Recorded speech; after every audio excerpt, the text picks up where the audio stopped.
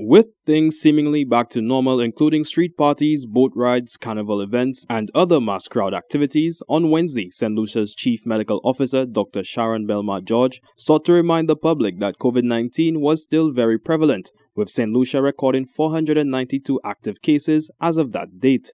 The CMO presented a case report of the island's current health situation with a focus on vector-borne diseases, monkeypox, and COVID-19, for which she explained the infection rate, positivity rate, and transmission rate.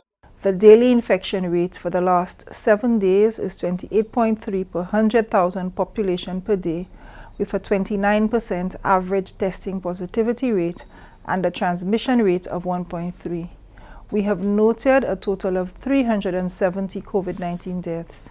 We have 18 positive COVID-19 cases admitted at the respiratory hospital. 1 is critically ill and 2 are severely ill. This past week, we continue to register cases daily. We note increases in our public health indicators. Dr. Belmar George also admonished the public against throwing caution to the wind and called on everyone to exercise caution when going out in public. She explained that there was still a need to ensure that the proven public health protective measures are in place to prevent us from getting sick and to protect the most vulnerable. The public is reminded that the threat of COVID-19, long COVID, and its complications still exists, especially given our below-average immunization rate in country. Personal responsibility is extremely important at this time to reduce transmission of infection to ourselves and our family. The public is guided to continue the use of face masks in public, ensure hand washing and proper general sanitization. The public is also advised to use their discretion, ensure they and their vulnerable family members are fully vaccinated and boosted before attending mass crowd events. The CMO pointed out that as we commence the rainy season, this also corresponds to increases in vector-borne diseases such as dengue fever and leptospirosis. The Ministry of Health, she says, has intensified community and household visits, fogging operations, and public education.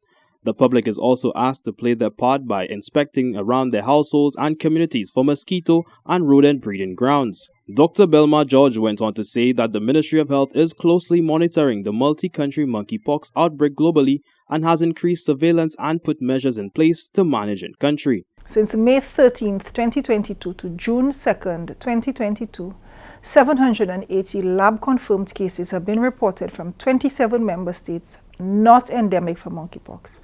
Of particular concern is that most of the confirmed cases reported a travel history to countries in Europe and North America. The risk is presently assessed as moderate by the World Health Organization, as this is the first time that many monkeypox cases and clusters are reported concurrently in non-endemic and endemic countries. St. Lucia has not recorded any cases of monkeypox to date.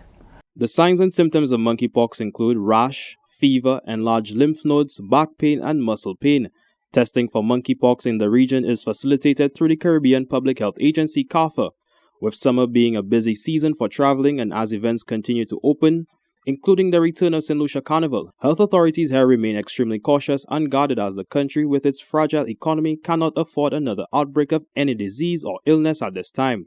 According to Dr. Sharon Belmar George, more information on these diseases of concern at this time will be provided in further updates. Reporting for the Hot 7 TV News, I am Kherim Nelson.